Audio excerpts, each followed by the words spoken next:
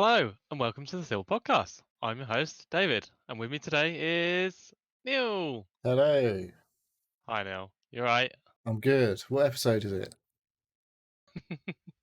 What number is it, um, Dave? it's episode 173. Yes, it is. Well done. At the end of April, long April. Payday's been a long time coming. Yeah, it's weird though. It feels like how is it already nearly May? Though, as long as April's been, yeah, yeah. It's got some long weekends coming up with May haven't Day we? and a coronation of the new King of England. Boo! I mean, yay! Yay for the bank holiday, boo for the random king. Yeah, he won't be Um, around that long, will he? no, no. Um, so So, no. Have you? I was going to say, have you got any plans for the weekends, or I'm you working working, or largely. Yeah, working as normal is what I'm doing. Both bank holiday weekends. Got to think of the dollar. But, well, is it not double bubble or anything? Or no, not double. Well, on the coronation, I get paid a full shift as normal, plus I get paid a time and a bit quarter, I think, for whatever time I work. So effectively, it's double time on that day. oh, okay, But that's not bad. still shit though. So Well, it's you don't live to work, you work to live. So well, yeah, my work doesn't really do afford much living. That's why I'm a hermit. So that's why you do the podcast. indeed, Got all that extra cash that comes in. Um, no, all that no, extra cash that yeah, Fraser no. gets. But no, I'm not. I think we've got some plans for just some going walking. I We're think hoping we've to got a go. street thing going on the coronation, but I don't know what. And we're going to the pub. I bet you might struggle to believe this for me, but I might go to the pub on the Saturday of the coronation just to support them. Give them a bit of business, Yeah, look yeah. after the local businesses. There isn't a few events in Northampton. One of them's sort of an open air concert. But I don't know what the weather's going to be Oh, is it like. going to be some awful local Yeah, tribute bands, like yeah. fake steps or something? Awful. It's going to be pretty bad. What was the thing? Right, there was a thing a few years ago. Was that the Jubilee when it was just fucking awful. All of the music stuff it was like Cheryl Cole. I was like, or whatever her fucking name is these days. I don't know. And I was like, really? It was fucking terrible. Yeah, yeah. If it's nice weather, it'll be great. But It's if supposed to not, be all I'll right this I'll weekend. sack it off. Actually, not this weekend. No, next weekend's supposed to be. Well, it's a long distance forecast, so you can never really should be sure of anything, but it's I supposed to know, be all I right. know, I Coronation know that weekend. they always promise 22, 23 degree weather. Like when it actually comes around to it, it's like pissing it down. It's like Yeah. it's warm. It's like Yeah, oh great. yeah, not quite what I'd banked on. Um, but no, how are you affected by the teacher strikes this week? No, nothing for us. No, no, Do my we just get an email from the school saying we intend to put on all lessons? Well, obviously, they've got fucking next 2 Mondays off. They've got 3 Mondays off in May. yeah. Yeah, we had yesterday. The kids were off, and Tuesday. Well, they couldn't have sorted it They're out off for a as well. Friday, no? I know. They Fucking could have had an what? extra long weekend, but no, they didn't bother. Um, so no, it's the kids were supposed to be working. They're set work. None of the kids do. What do you mean?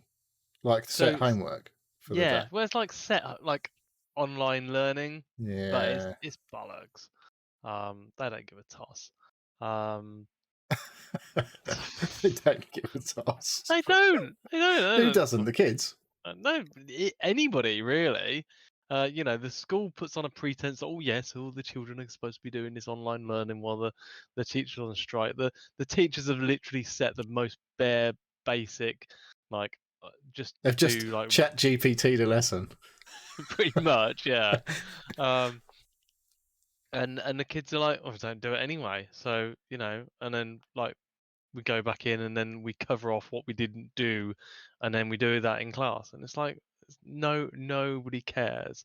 When it's on these teacher strike days, it's like there's Have you had literally. many then? Because we've not We've had had a couple now. any Yeah, days off.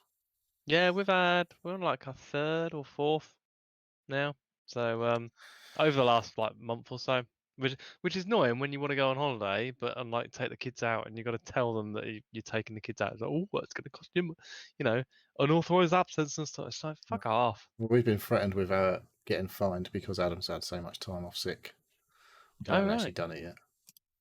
what I mean, is he literally just?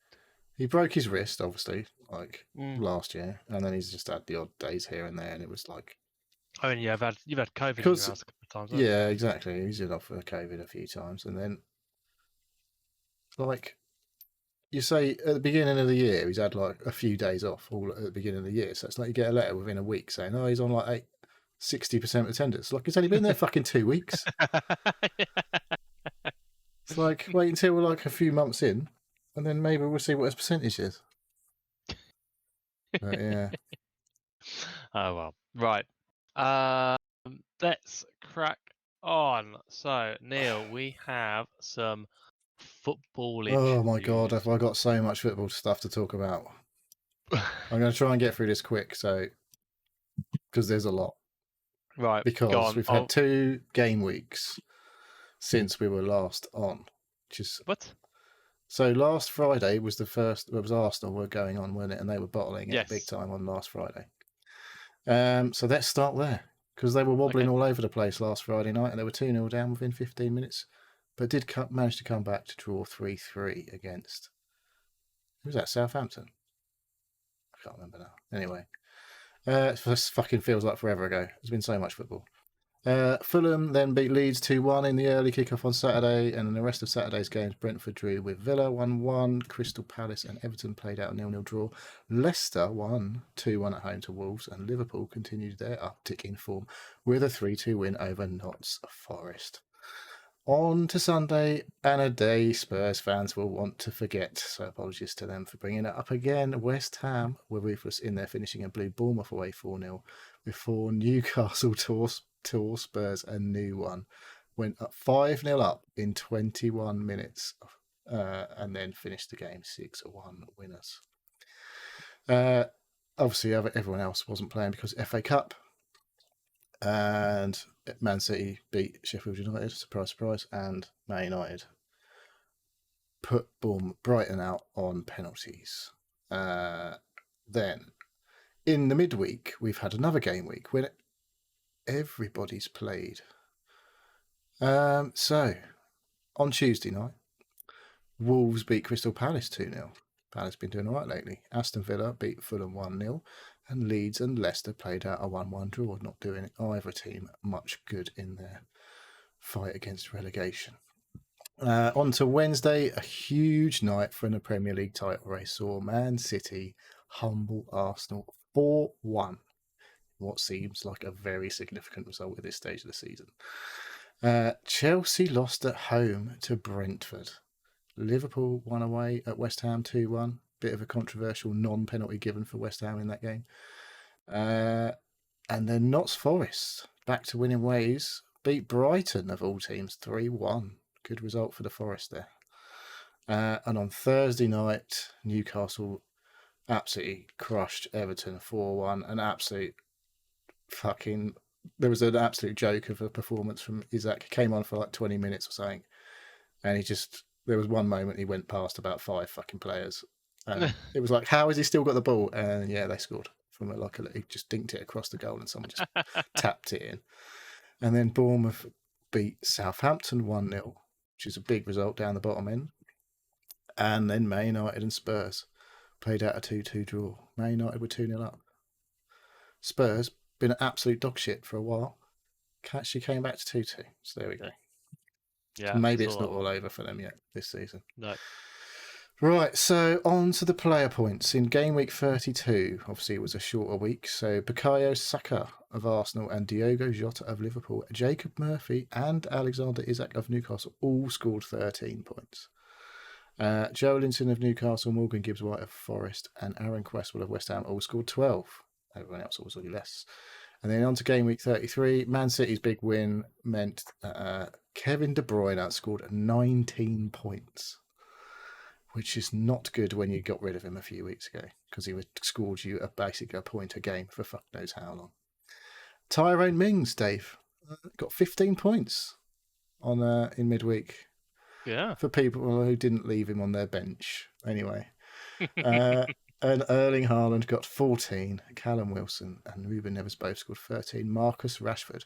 And the guy who comes up as Zanka on the list, but when you click on him, his name's Matthias Jorgensen.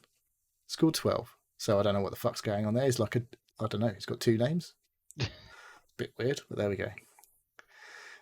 He plays for Brentford, by the way. Obviously, Marcus Rashford's Man United. So, on we go to top scorers in our league. For game week 32, the average was 42 points. And Chris Jackson scored 73 and went up to 5th. This is obviously changed since then, baby. Fraser Moores got 72 points. Game week 32 went up to 8th. And Chipper Spice scored 70 points. Went up to 15th. But that's all changed. Because we had game week 33, where the average score was 55, and Nathan Suleiman, he was up the top for a while, wasn't he? He scored 86 points, went up to 7th place, and despite being no longer with us, Marty, dear old Marty's team, scored 75 points last week. He's still got Haaland as captain, so it's probably not a bad shout most weeks. His team went up to 16th, and a certain David Biles scored 72 fucking points last week and came 3rd on the week. Still an absolute country mile behind everybody else, I'm afraid, Dave. Sorry. Hey, I'm catching up with the third to last team. Your missus. Yeah. My daughter got 71 points. She did 3 hit last week. She was close. There was a couple on 71. It was quite a few big hitters last week. But yeah, I was just above average last week. So after all that, our current top 3 is Paul Davies, still sitting at the top of the tree with 2,031 points now. He scored 41. For some reason, played all his Arsenal players and left left Haaland on the bench, 3rd choice sub. And I think he had Tyrone Mings on the bench as well. And I was like, I don't know what had happened. He obviously had a bit of completely missed the fact there was a game week, I guess, because it was exactly the same layout he'd had for the week before, whether he actually did all right. I am in 2nd, 2,021, 10 points behind. I scored 57 last week. And Sam Hockley, still 3rd, had quite a good week, up to 1978 points. Scored 64 last week.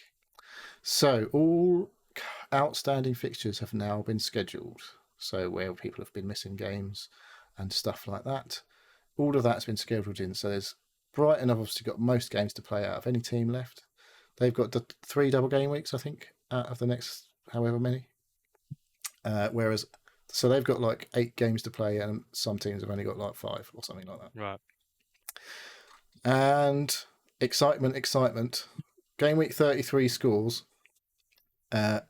set up our first round of cup fixtures. So whoever the best, however many scorers in game week 33 in our league got a bye in the cup. And we've got left with the following fixtures based on game week 34's scores.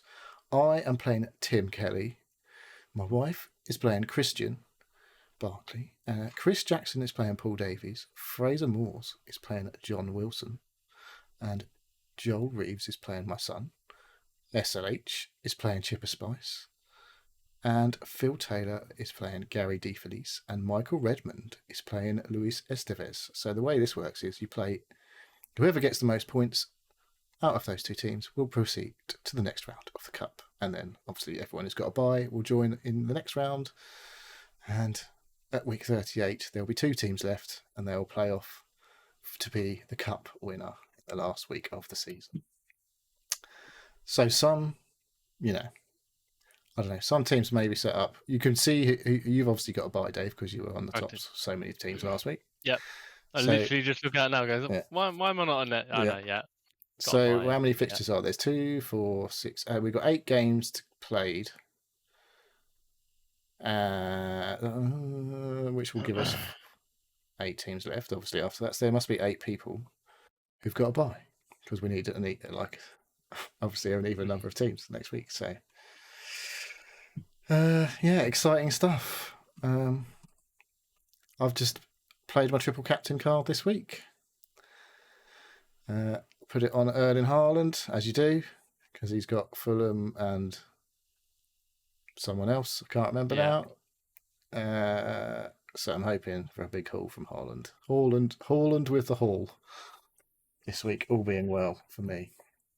And yeah, I made 2 transfers this week.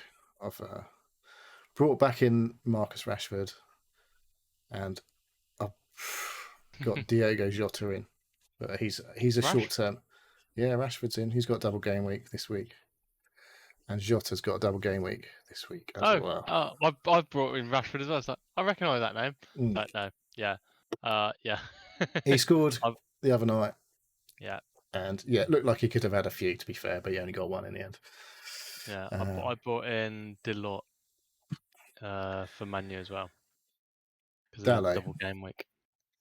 Diogo Dalot, I assume that's a defender. Dalot, yeah, that's good. He's yeah, well, we'll see if he's all right. He's been playing because they've got a lot of injuries in the middle of their defence. Yeah. So I don't think any of them are coming back, but hopefully he still plays.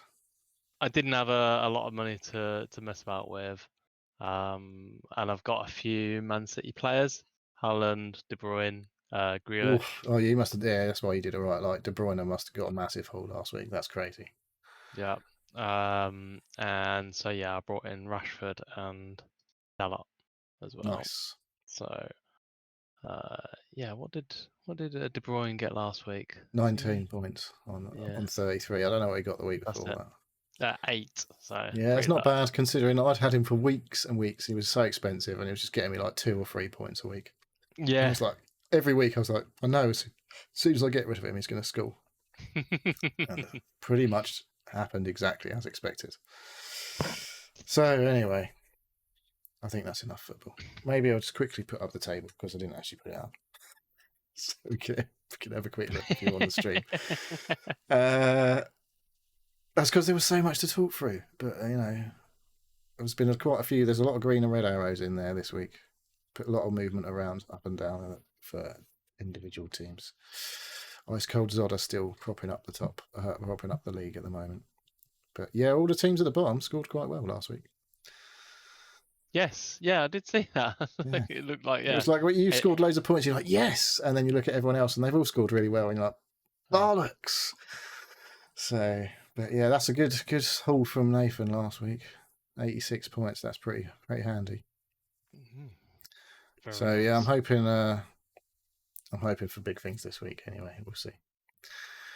So that's enough of that for the time being. And I just want to mention Mint Safes in the chat said he's trying to beat your time on GT7. I assume that's directed at me because I set one on one of the sport modes. There's 3 fastest lap things going at the minute, and I did I did 2 of them.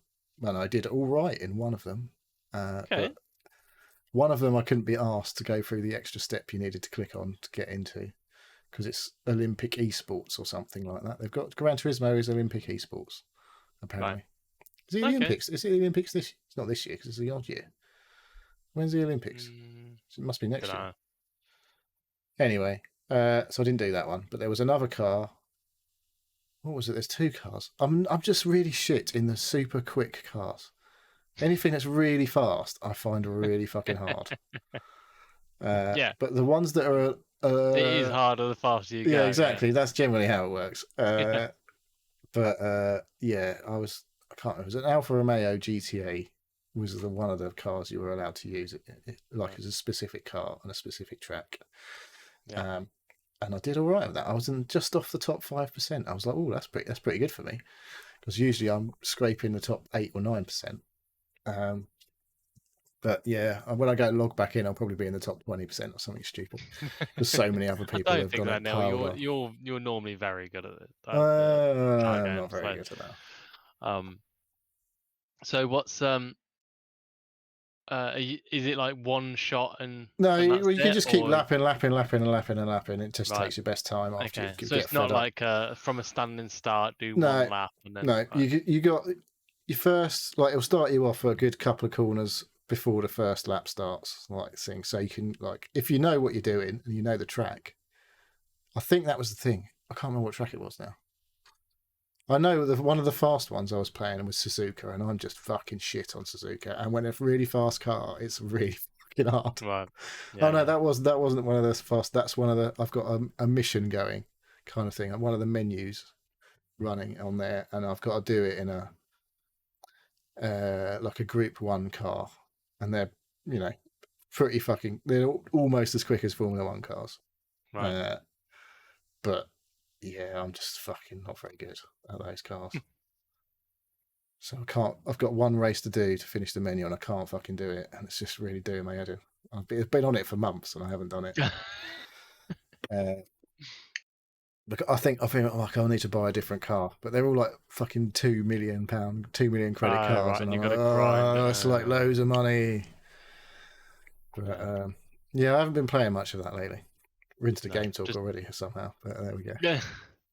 Well, that's right. I was back on the back of what Mintsafe was saying on the chat. So, listener stuff. We've had just got question. One question. So,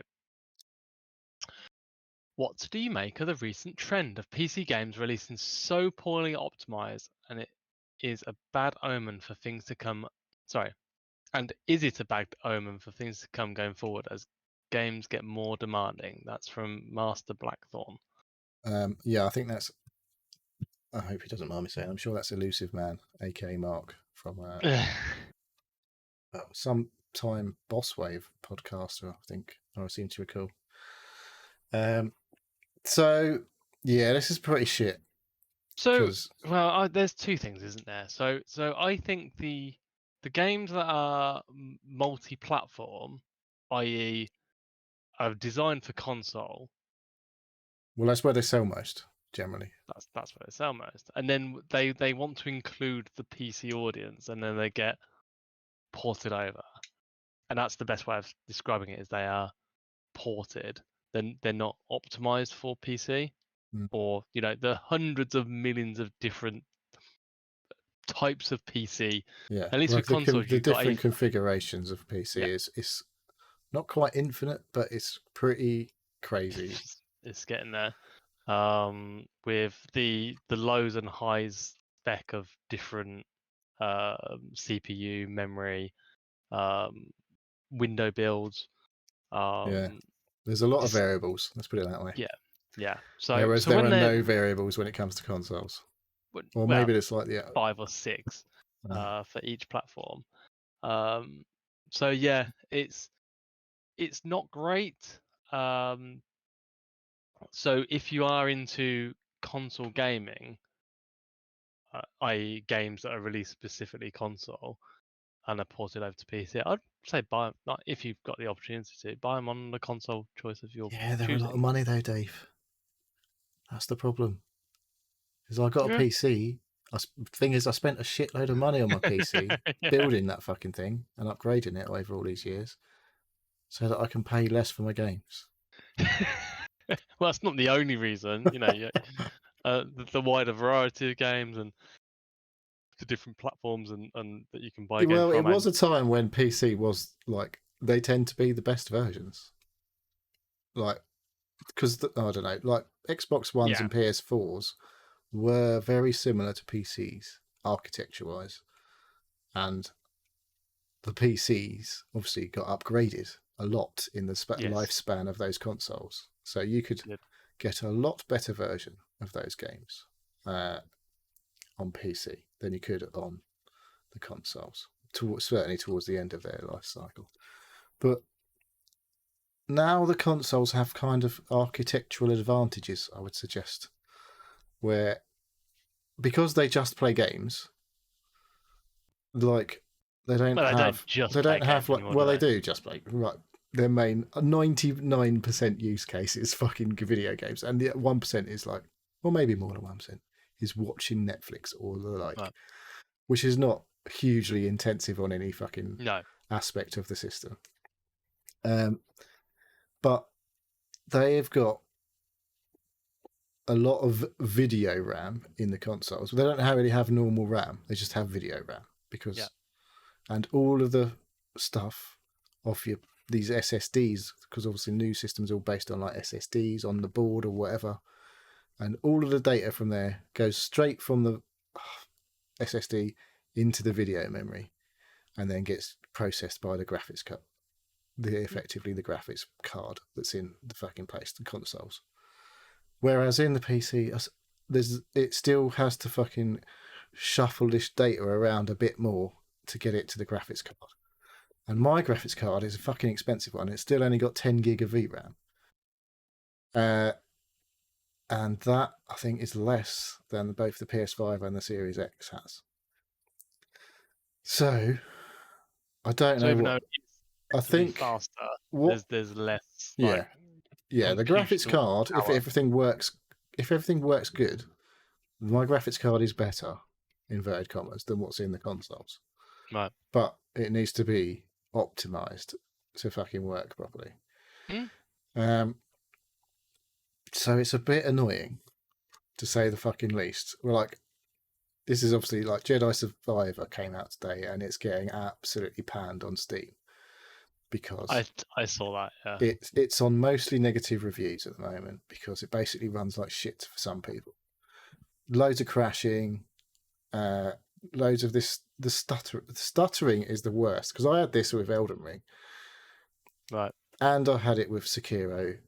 I think it's to do with when it's trying to get. So people are going on about it compiling shaders and stuff like that, and because the Modern Warfare does this when you fucking first load up Modern Warfare, it says I'm compiling shaders and I'm going to spend about fucking 10 minutes doing it. You can play while I'm doing it, but you'll have like a shitter experience unless you wait. Yeah. And a lot of games now are doing this. They compile the shaders before. Like I think The Last of Us Part 1, some people were saying it took like a fucking hour for it to compile the shaders. And obviously that's why people weren't waiting for it to do that shit. And that had a pretty bad reputation when it first came out for running like complete dog poo on PC. And then now Jedi Survivor is doing the same. It's like it's streaming a lot of information when it needs to get a lot of information off of the hard drives and into the graphics memory. It seems like it just doesn't fucking work very well. No. Well, I'm looking at Steam now, and Star Wars Jedi Survivor is not even on the front page at the moment. They might be forcing that on the front page because it's getting so bad reviews. Yeah, the only way you can find it is in the new and trending, and in the top sellers bit if you actively look for it. But yeah, it's weird because some people are saying it runs fine. Game. Some people are saying it runs fine, and other people are just like it just is. They've got all this kick-ass hardware and it's running really bad. And I'm like, this is like we were saying, the difference between. So I was watching a Twitch stream earlier of some guy playing it, and his PC specs are way below. Way below mine. He was like, his CPU was like a 2700X, was decent when it came out, so definitely a 2 or 3 generations up behind now, and he had a 2070 or 80, and I was watching it going, it looks fucking fine. It may not be at max settings or anything like that, but it's running fine. There was no weird fucking stuttering. And like, I don't mind if frame rates are lower, that's fine if they're consistent. But when this thing, like I said, with Elden Ring, you're in the middle of a boss fight and the game just fucking freezes for a fraction of a second, or runs slower for a fraction of a second, and it really fucks things up. And obviously in a game like Elden Ring, it's pretty bad. And this is a similar thing. Like it's a Souls-like / light experience. This Jedi game, like the first one was. So you have to be on your toes, and it's all about timing your attacks and stuff like that. And when the frame pacing's off, that really fucks with your timing. So Yeah. it's a real bummer at the moment. But I think apparently Jedi Survivor doesn't run great on consoles either. I've heard. Oh, It's okay. certainly not like a flawless experience. It's not as bad as it is on PC, but it's not perfect. So it feels like it could have done with staying in the oven a bit longer. This game. Yeah, I'm just Maybe looking they at could have the launched it on May the 4th, and we had a few more days to fucking patch it before it fucking came out, and that would have been a good day to bring it out with a few more patches. Yeah, I'm looking at this stuff now. It's saying a lot of the main issues are on the first world that you're on. Yeah, because it's doing all that And compiling of the shaders, and it takes time. yeah, so like once I get to the second world, you actually get a decent FPS on it. But I am still tempted to just throw my money down for EA Play Pro and just it's 15 quid for a month right, and see how it runs, because there's so much variable like reports. I'm up to date on my drivers. I'm not on Windows 11 because that's another thing. I don't know if it's Windows 11 or Windows 10. People don't put all of their information in on all these reviews to tell you exactly what the fucking problem could be. I'm sure EA have got an idea of what the shit is going on. But they are saying, the latest thing I read is they reckon there's a mismatch between people with high-end GPUs and low-end CPUs are having the most problems, where there's a mismatch. So I don't know if I come into that category. But I'm also seeing people in there.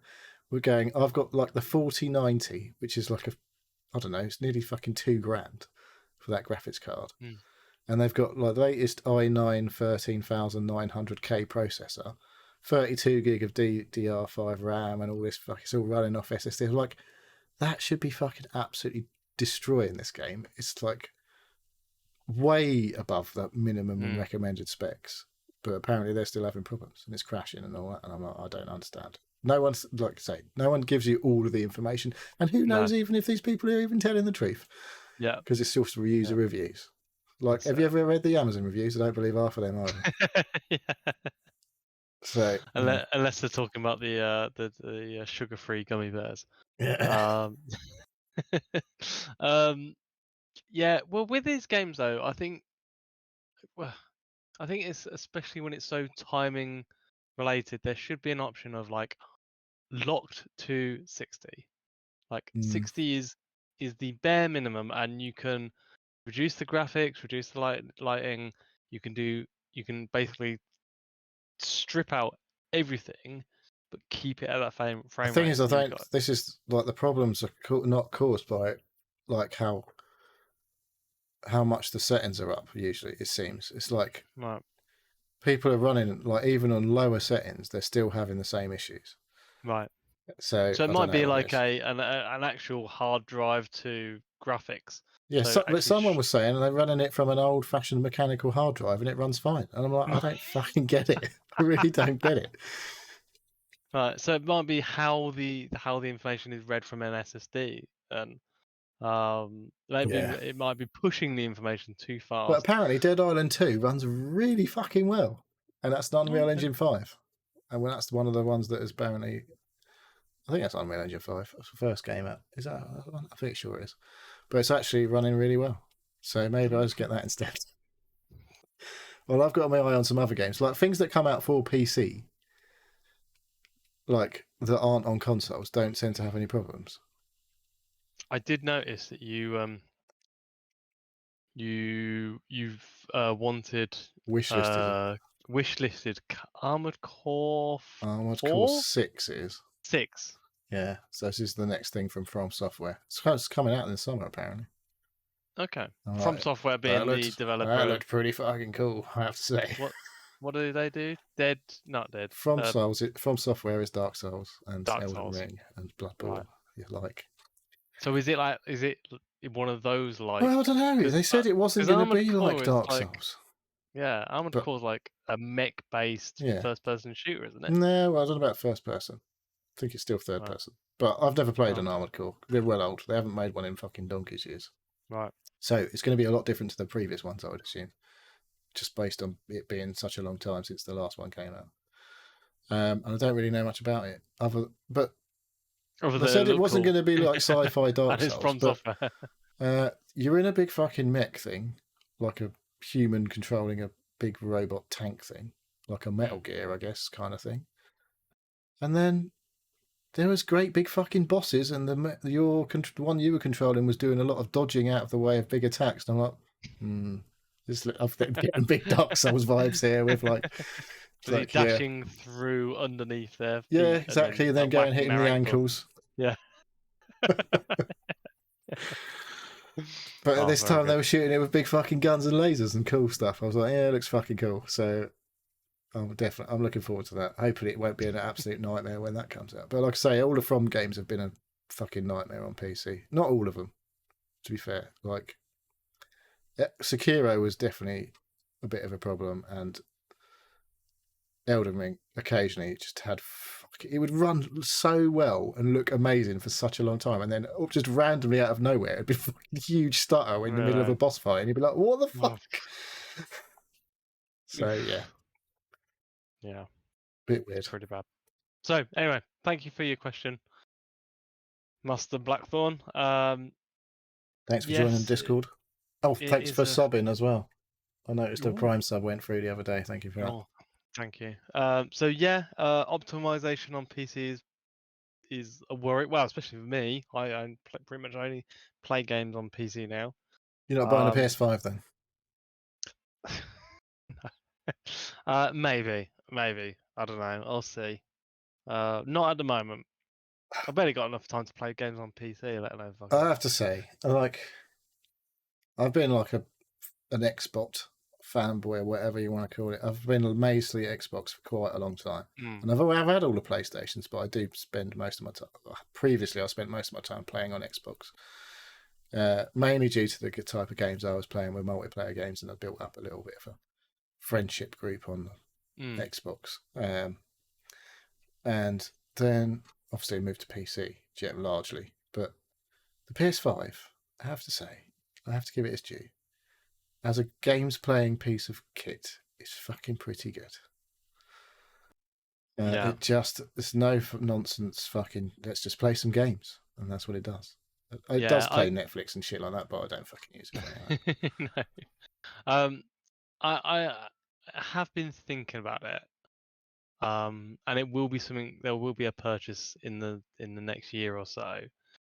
And I was thinking about Xbox. I was like, oh, I could get an Xbox. I've already got my Xbox subscription.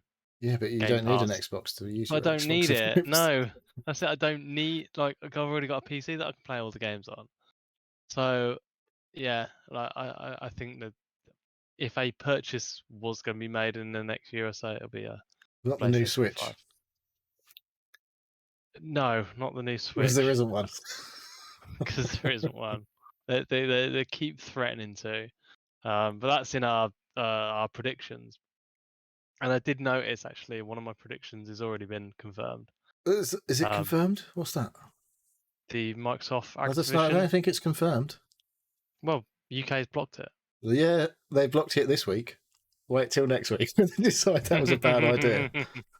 So yeah, so my prediction at the start of 2023 was there was the Microsoft Activision deal going through where they were going to combine forces, and I said it's not going to happen.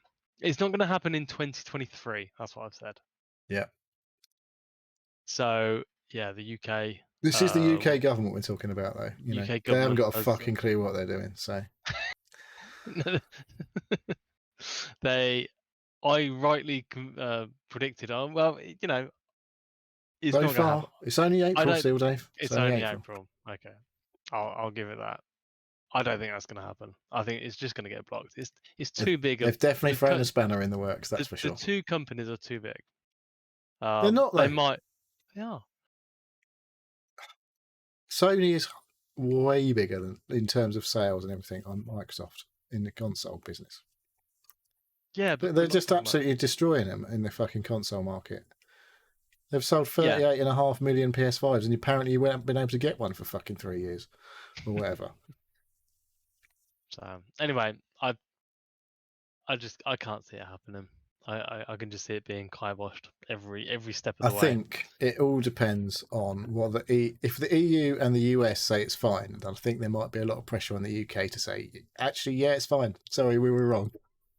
So I don't know why the UK like has a say in it at this Yeah, it's point. It's weird, like, isn't it? Because they operate yeah. in our market, apparently. But it's all what the thing. We're going to talk about this now. Obviously, the reason they blocked it is because they were concerned that it would potentially prevent innovation and competition in the cloud streaming market.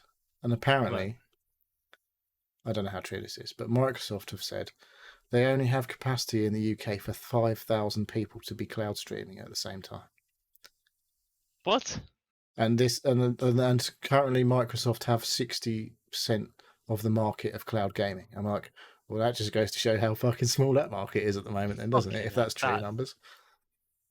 That's ridiculous. That's like, infinitely small. Yeah, isn't it?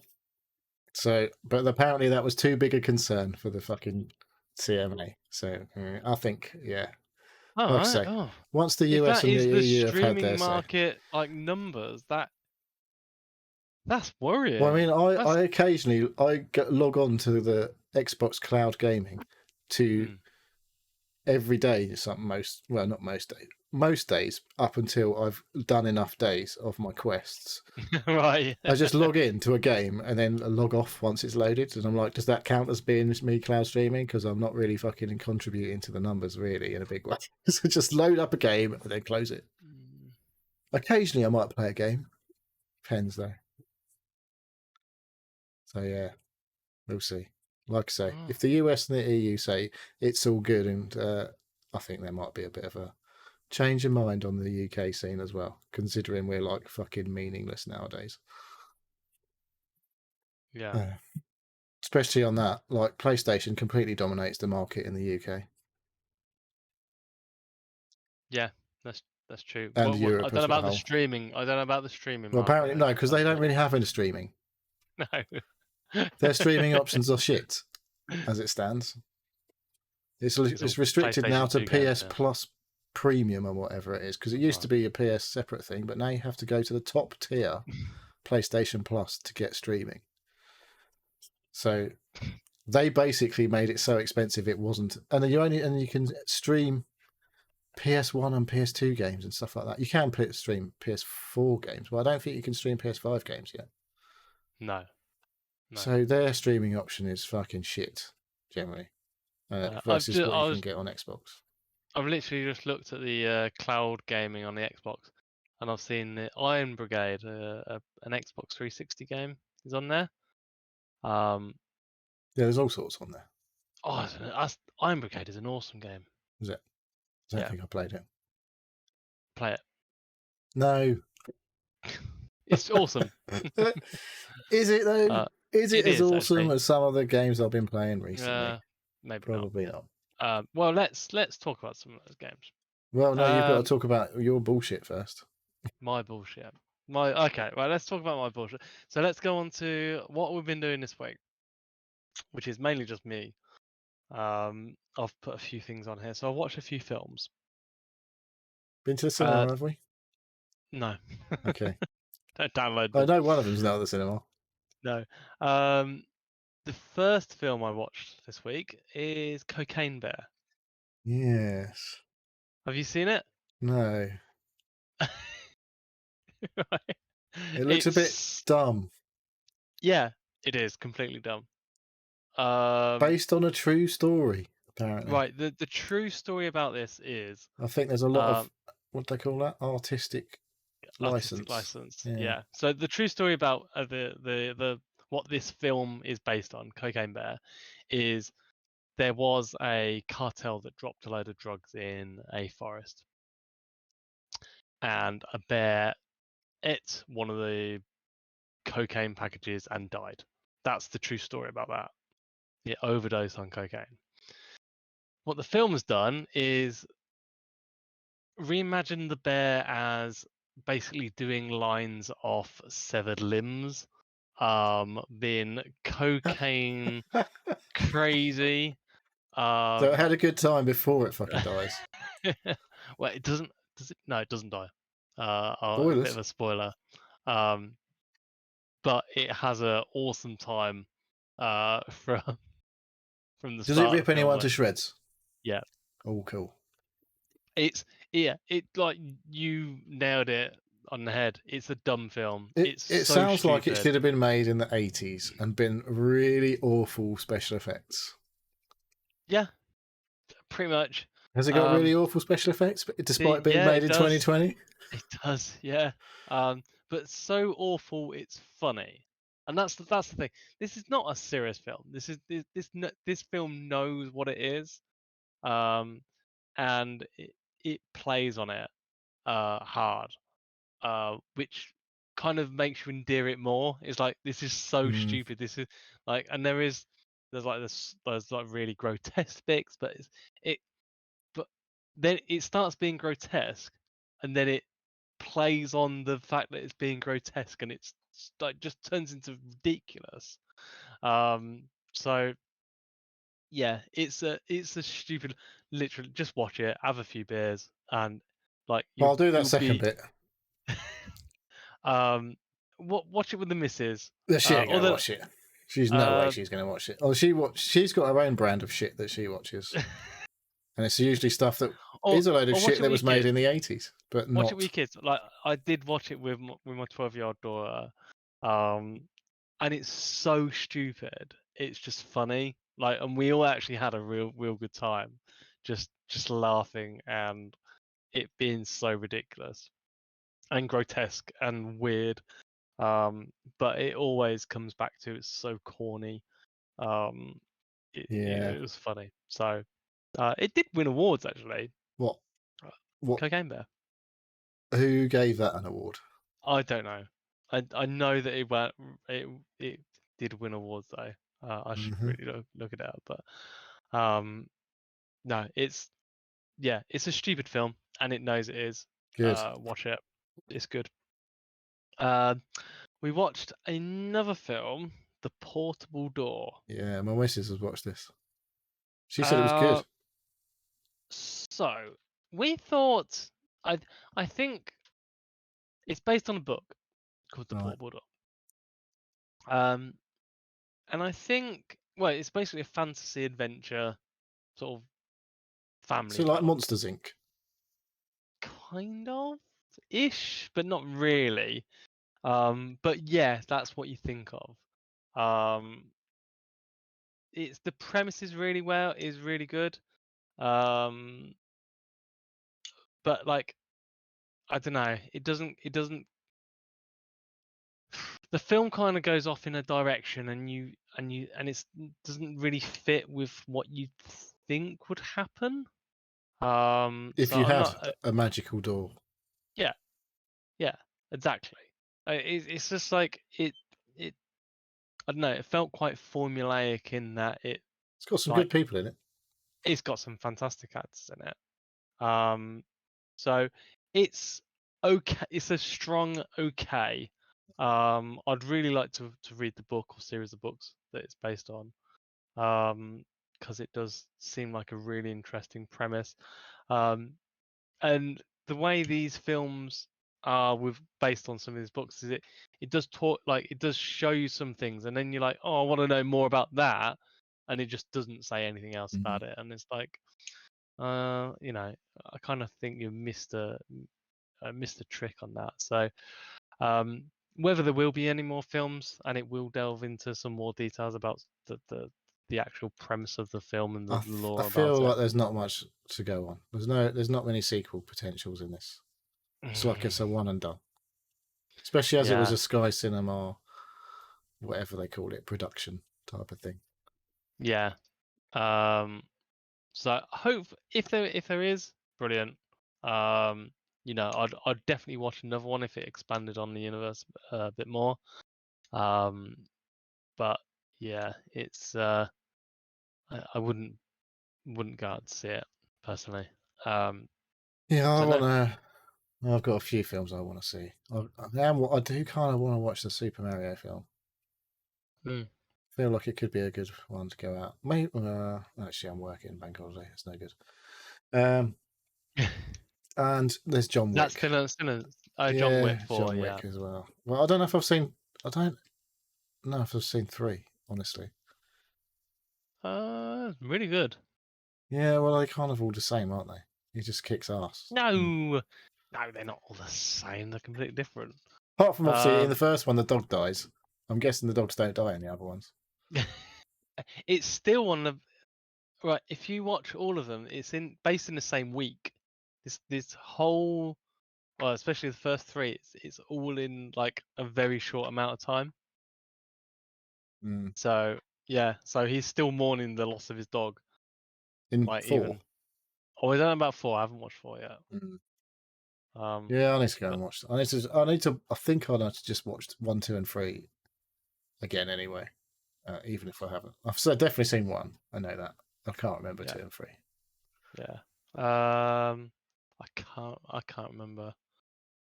3 is he ends up in a glass building. Honestly, I Finds haven't. You could say anything, and I wouldn't fucking know. I do like the fact that Lovejoy's in it. Yeah, Can't remember his name. Or Ian McShane. Ian McShane. I don't know what his name is in the fucking thing. He plays Wednesday In what's it called? in the American Gods. yeah. Odin. Yeah. I don't know, I'm never quite sure why he called himself Wednesday in that. Mr. Wednesday, his name is, isn't Mr. it? Wednesday, yeah. Because Yeah. Odin. What? That's Odin. That's where we get But- Wednesday from. Is Odin's day. Yeah. I didn't know that. There There you you go. go. And Thursday is Thor's Day. We've got a real fucked up sort of history where Yeah. all of our shit comes from so many different places. I didn't Like, know what that. is Monday and Monday's Moon Day, isn't it? And Sunday's Sunday, obviously. Where the Yeah. fuck does like Moon isn't fucking, I don't know, Viking, is it? I don't know. No, oh god, I'm gonna have to go down a rabbit hole of finding out why our the days of the week are. It's like Easter is that Viking or something like that as well? I thought I was Druid. I don't know. They're all fucking. No. Oh, Anyway, yeah. going off a tangent. So that was the portable door. It's a strong okay. Wait for it to actually come out on. It's on Sky. Streaming It's on Is it? Sky. Yes, because it's a Sky Cinema thing. Watch Came on straight Sky. to Sky. When it comes to Netflix, put it on the I Sunday. don't think it's going to come to Netflix. I don't think their Sky stuff goes anywhere else. No. Okay. No, because they've made a few. There's quite a few exclusives. Sky stuff. Okay. I don't think I've watched any of them though. You pay all this money. Yeah, for my missus to watch Murder She Wrote.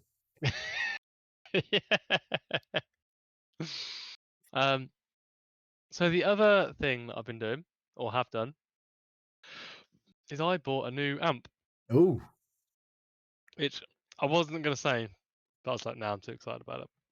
so have you actually got it? I've got it. Ooh. Yep. Is it in the box still? Oh, you've actually set it up. I set it up, set the speakers up. So I bought. So I got the amp that I bought is a IEMA T9 Pro. What? I've never heard of these guys. So this is it's not a AV receiver, so it's not something that you plug all your HDMI's into, and then that outputs to the stereo. What I've done is I've set up a what's it called?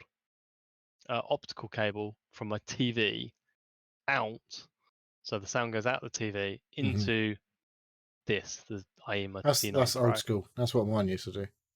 That's old school. Yeah, it's not brilliant. At that, my TV luckily has a optical and TV out option, so that I can turn the amp on and just put the volume on the TV, or when I want decent sound, I basically mute the TV and then turn on the amp, and then it comes out the speakers, and it's fucking fantastic. I was quite worried that I wouldn't hear much of a difference with my speakers and this amp. Well, you but got your it's not big floor standers on. Yeah, Yeah, I think you'd notice a fucking difference between that and a TV speaker. Well, because this amp wasn't. Is it a stopgap then? It's a stopgap Oh, Yeah. why did you bother? because when basically I'm moving at some point in the future, that will go into a different room, and Right. that will be a Bluetooth a Bluetooth amp, and I'll put some just some bookshelf speakers with it. So has it got? Um, It's got Bluetooth, has it? It's got Bluetooth, so it's Ah, got coaxial, Bluetooth, digital, uh, optical. optical, You got USB. classic analog inputs. It's got Yeah, a phono preamp in it thing. it's got you can do 2.1. Which not I say phono, like I meant a fucking like a turntable preamp thing. Yeah, Because they've got yeah, different connection than everything else, haven't they? yes, you can do a powered phono. Powered? I don't know. Or preamped phono. Oh, I don't fucking know. I'll have to read the We really know instructions our again. shit here. But Where's Fraser when you like, need him? yeah. But what it'll do is when I move, I'll get a proper AV receiver for my Home cinema.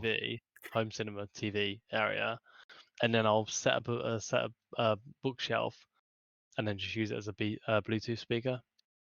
Because it does actually sound.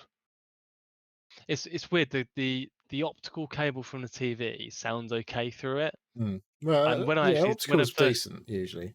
yeah, but when I set it up, I was like, it's not great. And then I paired my phone to it and played some Amazon HD music through it, and it sounded absolutely fantastic. And I was like, Yeah. why isn't this from the TV? And it's just because the TV can't the quality of the audio out through my TV is never going to be as Because good. it's just a digital signal, so it should be basically the same. It should be. It's not. I've Sounds tried like the swapping up. amp's not doing the right job to me. I've tried swapping out the cable, the optical cable, because I had a Yeah, but few that different shouldn't make ones. any fucking difference at all because it's No. literally just bits of light coming down a fucking cable. Yeah. Yeah. So for whatever reason, the amp doesn't.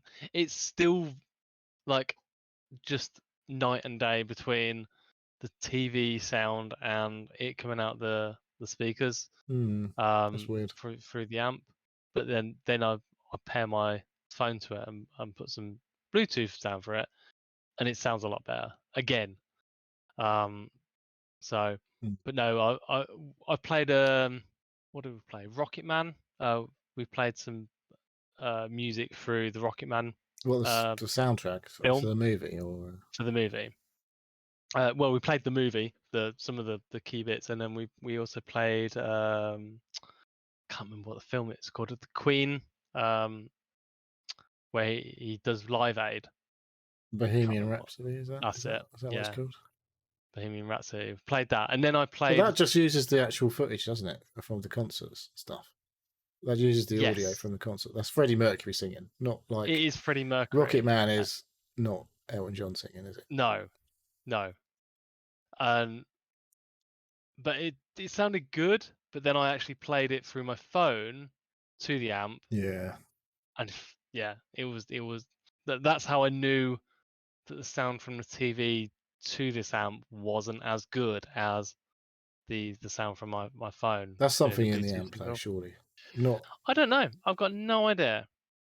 because yeah, I don't know. It shouldn't, as you Although say. it depends what you're watching, I guess. Because if you're watching a downloaded stream, for example, then maybe you're not getting high quality audio. That's it. Because it'll be compressed MP3 sort of sound, rather than watching on Sky Ultra HD or whatever. You're getting the full fat. That's it. Is that how? What is the sound being piped? You're not getting out? fucking Dolby Atmos through on your dodgy download rip, are you? Usually. Well, don't know. Well, that's it. You don't know. But you don't even know when you're doing it from the streaming either, from Netflix or from Sky. Oh yeah, it tells me on my TV if it's coming through in Atmos and all that shit. Well, that's the thing. I know Netflix. It just tells you the stream quality. I did used to have the full package of like 4K, but My I TV know will literally tell me when it flicks to the source. It'll come up what the output. Dolby Vision, Dolby Atmos, and all that bollocks. Okay, well, I don't have that on mine. Hmm. Yeah, maybe that's something I need to play with. But I'm not disappointed with the purchase. The IEMA T9 Pro. I'm really excited to have it as like just a Bluetooth music hub.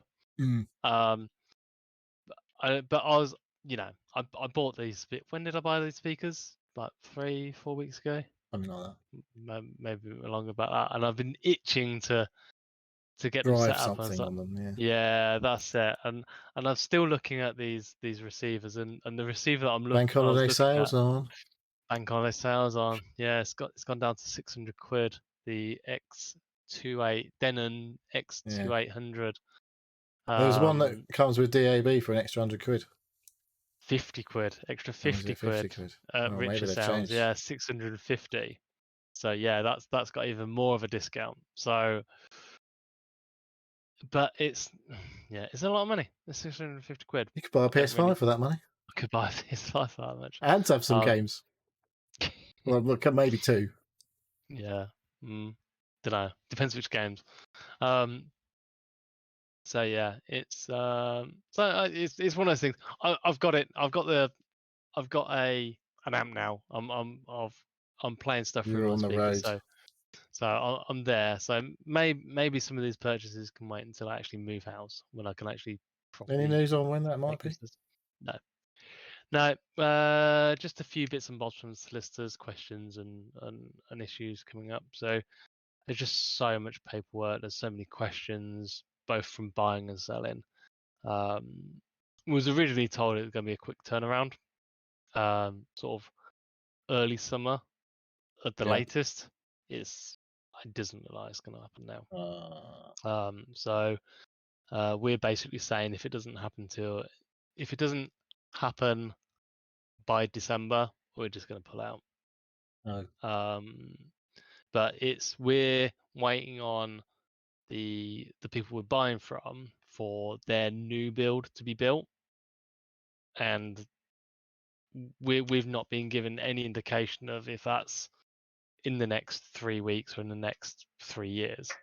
There's literally, they're just saying don't know, can't give a date, can't even give an estimate. It's like, can you give something? Like, is there any? What we don't know is if they've bought a plot of land, and if there's any bricks in they're it. actually going to build everything. Yeah. So we don't know what stage they're at, and there's no indication from anyone that where it's at. So it's so frustrating, because it literally could be 3 years, which it might be. I doubt it. Or it might be in 3 weeks' time. They might suddenly turn around and say, right, yeah, we're giving you 30 days notice that this is going to go ahead. And so we're hoping we don't lose the sale on this place by we're eking it out and taking a long time. So, but the people buying our place might just suddenly say, just get fed up. yeah. So if that happens, we're stuffed. We're going to have to really quickly try and sell this house again, or yeah, I don't know. It's very stressful at the moment. So yeah. Hopefully that goes well. Anyway. Yes. Yeah. So I'll let you know. You'll know when I know. But yeah, I will. I've got a new streaming and gaming den set up, or an idea of what is basically like a converted garage office room, and that's going to be my gaming area, sort of away from the building, so I can be a bit loud. Yeah, it's got actual bricks. And it's so got that's where bricks. your amp's going. Is that what you're saying? That's one of my amps. One of your amps. That's the full home cinema shit going anywhere. She has like a PS5 and your PC, big fucking TV, and full Dolby Atmos surround sound. Yeah. So I think it'll be better for me to be in there because at the moment I don't know if people are watching, but where I'm at is in basically a wooden shed. It's a bit more than a shed, Dave. It's a bit more of a shed, but it's essentially a shed with some lights and electricity. Um, but it's separate And from the internet. house and internet. Yeah. But it's separate from the house. So when I come out here, I'm basically separating myself from the family, which is great sometimes. Most But of the then time. most of the time, but like, yeah, it because it is separating myself so like from I'm physically out of the house. I don't know. I feel guilty about coming in here during sort of active hours. Whereas in the new house, Just because it's made it's of brick, it it's doesn't. still connected. Oh, So okay. like there's a walkway There is a between. door. There is a door, You can lock and it though. you can lock it. But there's no going outside. It's just a walkway between the kitchen and the garage. So I don't think I'll feel like I'm cutting myself off so much. So I'll have more time to be in there. So that's the idea anyway. Yeah, we'll see. We'll see. We'll see. So anyway, that's been my week so far. Wow. What about you, Neil? You I've done fuck all, mate. no, right. As per you usual. you must have done something. You've not been to the pub Well, I've been to the pub. You know, it doesn't really count as anything. quiz night? Bingo night. I didn't play bingo. Quiz is next week. You didn't. There'll play be a quiz bingo? update on Friday next week. All being well. It's the Okay. coronation quiz. So I've got to do so you some need to brush up on swatting. your. So I need to brush up know what's the ingredients of coronation chicken. Anything I have never watched Coronation Street in my life, so we're going to do shit. I think it was going to be even worse than the Easter quiz that I had no fucking idea about anything to do with Easter. I did learn something new today from the news. Apparently, there's a stone that was in Stone of Destiny. Is that what it's called? Apparently, It's a stone that sits in the chair that the king will be coronated on. Apparently, it was taking out the chair because I don't know, it couldn't be trusted. Yeah, uncomfortable probably. Probably giving piles, didn't it? Isn't that supposed to what happens if you sit on stone for too long? I mean, it doesn't actually sit on the stone. There's the wood on top of it, but this special stone goes in the chair somewhere. It all sounds like a load of old fucking bollocks. I know. To me. Yes. So yeah, that's there you go. You know something about the Stone of Destiny. I just happened. I think there must be a horse called Stone of Destiny or something because I saw someone I follow who's a horse racing tipster mention it. And I was like, he said something.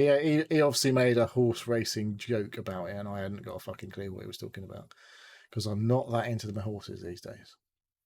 But yeah, I'm guessing there's a horse called Stone of Destiny. All right. Okay. I don't know. Yeah. So, but no, didn't fancy bingo then. No, I was there while the bingo was occurring. I just drank. He was there for moral support. Yeah, I was just like, I can't be doing with bingo. It was weird though. Every single game, it felt like 69 came up. We were getting through quite a few numbers, but every single game had 69 in it. That's when everybody went, yay! Well, no, they don't. They go, what does he say? It is a cool list. There's just the pub guys, like any way up, any way you like it, all that sort of shit. 69. And everyone's like, Do you remember when we used to do bingo numbers? When our episode numbers were well, you can only do that up to 90, can't you? Yeah. Yeah. We should have had season 2, episode fucking Legs 11 or whatever. There you go. That's what we do when we reboot the podcast. Cool. Okay. Um, Are we going to talk about we some fucking games? let's talk about some fucking games. So, Neil, what have you been playing Well, this week? fuck all, mate. No, Jolly good. I did play the aforementioned Gran Turismo 7 briefly. I didn't play loads. I only played for about an hour. So is it you do? Just log on just now and again and Well, yeah, see I what they don't got know what now? made me play. I think it has had an update this week or recently. And I saw that what's happened with my PS5 lately is I keep getting messages from the PS5 saying, we couldn't install this game because you haven't got enough hard drive space left. Okay. So I've been going through and going, oh, fucking suppose I better delete this game that I've installed 90 gigabytes of and never fucking started. Fantasy 7, Final Fantasy 7 Remake, that was, by the way. That was a huge download, and I just went, fuck it off, because I haven't played it. Okay. Is it? Well, the Final Fantasy VII was a good Yeah, game. but this is only like the intro to Final Fantasy 7, isn't it? The remake or something like that? So The I haven't played first that anyway. disc, maybe. Yeah. I've still got quite a few games on my hard drive, but I do keep That will seeing not be offers done. for the SSDs that will fit in a PS5 and think maybe that I might have to buy one because although there's no point, I just fucking don't. I don't only play like a few games at a time. Yeah. I don't really need to have all these games installed, but Gran Turismo is fucking gigantic now. Something like 120 gigabytes or something. So still not Jedi Survivor gigantic. That's 170 apparently, which is fucking bonkers. Really? I don't know if that's on PC or on PS5 or what, but it's pretty massive. Anyway, so yeah, I did a little Gran Turismo sesh. That was today. And let's go back. You not played any more Loop Hero, Dave? No, I haven't. Well, I've been playing a tried bit it more this Loop week. Hero. Okay. So I've got a little bit further. I pressed the wrong button there, Dave. Sorry. There's That's something better. on screen. Oh, Yes, I pressed the wrong button. It was a bit There you weird go. because I pressed for 3 people instead of 2. Ah. Anyway, so what I have been doing is resource gathering. Like I've been decided, You've been like grinding the I've just been resources. going round and round and round and trying to get as much resources out of the game as possible. Mhm. And then going to boost up my camp. And then going back in and grind some more resources. I've expanded my camp quite a bit. Got up to, I think I unlocked a supply depot, which unlocks other cards that you can place up. But what I did do is I decided I was going to, because I was min-maxing resources, I'm like, I'm going to cut my deck down and only have so many cards in my deck. Because on the left-hand side, when you're choosing your deck, there's a minimum number of cards. There's like 4 rows.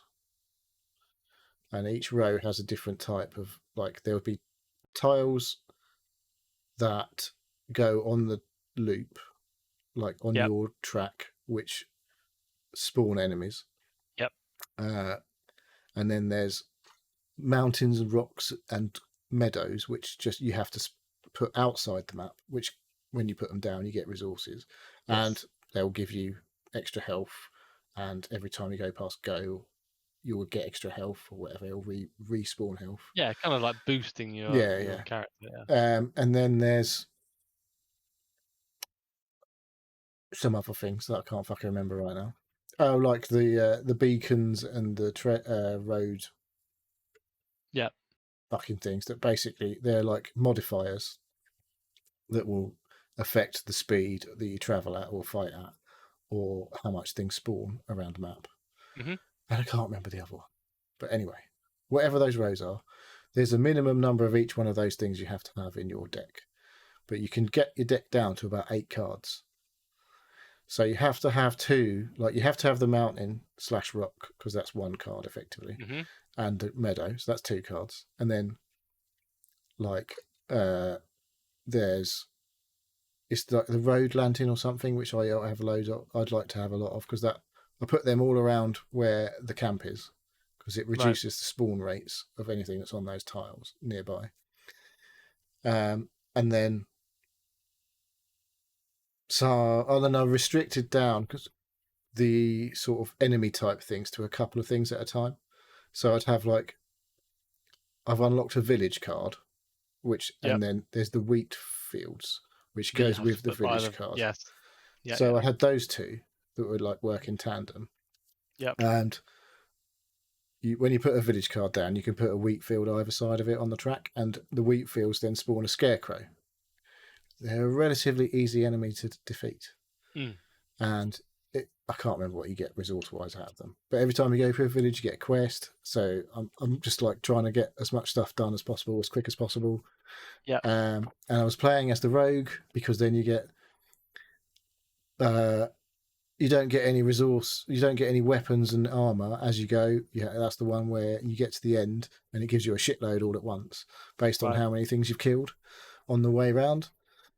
And that's how you get, like, everything that gets scrapped off of the armor and all that shit turns into metal resources. And so then that's the way, because that's one of the ones that you need to get a lot of to upgrade the camp. So I was like, right, well, I'll play rogue, get a load of the metal resources up. I beat the first boss on the second time, and that does something a bit weird. So I went back and played the first boss again, and you get a different dialogue when you beat him again.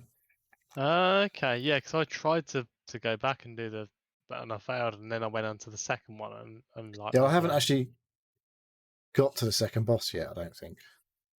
I've died so many times I'm getting to the point where it's going to spawn the second boss, and I've died because I haven't. And I haven't got round a loop, and then I've gone, bollocks! I've lost all those resources now. Guess I'll be doing that again.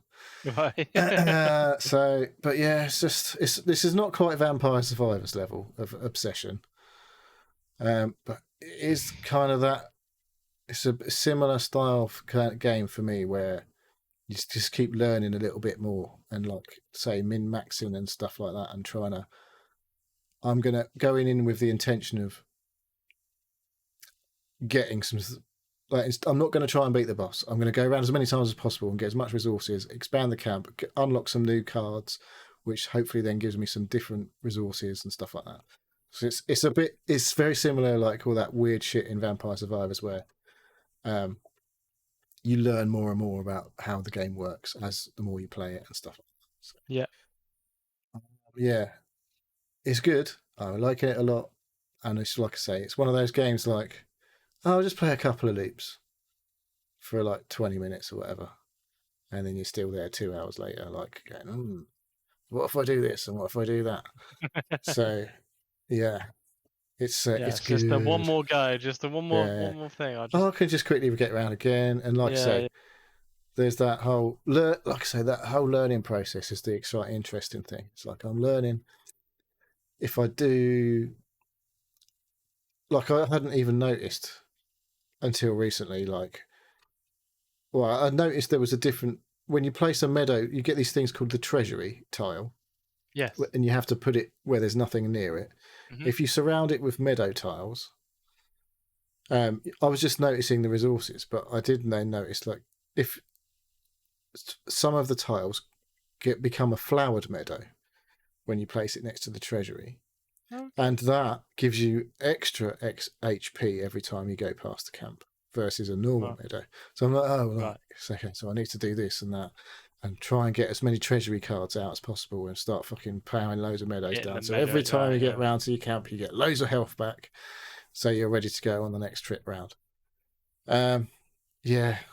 So that's where I'm at with Elite Power, is all that learning shit and fucking... It's... I don't know. I can't remember half of it until I start playing again.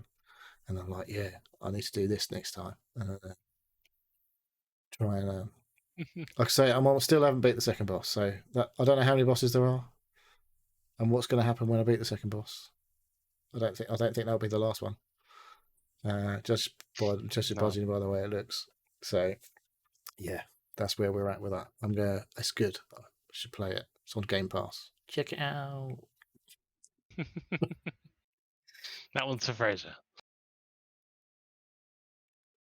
Sorry, a little whistle. Wet my whistle. Right. How are we doing this? Are you taking it in turns, as is any of the two of us? So yeah, I'll go on to my game. The first game on my list, Dyson Sphere Project. I didn't talk about it last week. I'll talk about it this week. I completed it, Wow. or at least I completed the research project that says you've completed this game. All right. I know you can continue playing. As you do. As you do. So I completed it. Went, yeah, I'm not going to touch this game again, and then I Started loaded all it over back up. again. No, I didn't start again. I continued my game, and I was like, "Oh, I'll just do this. I'll just get some more resources because I want to." And so I was like, oh, like, I literally just like after about an hour of promising myself, as soon as I get the research project to say that I've completed the game, that's it, and load it back up. I was like, this is a game that I could play forever, and so I can't. So yeah, I'm officially putting that game to bed now. Dyson Sphere Project. I've got to Have where you I wanted uninstalled to. it? No, not yet. I will do shortly though. But it's yeah. I was like, Is this still from early this. access? Yes, it is. So, well, you're going to be playing it again at some point then. Oh, well, when they updated it, yeah. But yeah. Well, you know, I've got to the point where I've promised myself, right, I've completed it, or I've completed the part that says you've completed this game, because I have. I've done everything, and now it's just a matter of getting more resources and doing more things. It's like I don't need to do that. That's just being obsessive about it now. So no, I will. Yeah, I'm retiring that game in its current state. It's pre 1.0. So what do you know where we're at with it in terms of, are we at 0.3 or we're at 0.9? Yeah, so it's nearly there then. 0.9.34275, something Mm. like that. So it's not far. But it like I know there is things like combat being going to be brought into it, and I don't care about that. So I will see. I'll see where the development of this actually goes and what gets put into 1.0. If it's not that much different, I'm not worried. I've put 80 hours into it in the last. You've had your money's worth. Well, I've had it, yeah, 10 times over. So yeah, like I might pick it back up in 2 years' time and see where it's got to, because that's what happened with this one. 2 years maybe. Yeah, 21. I think that's when I last played it for here. Yeah, I'll see. But no, for the moment, the Dyson Sphere Project game completed.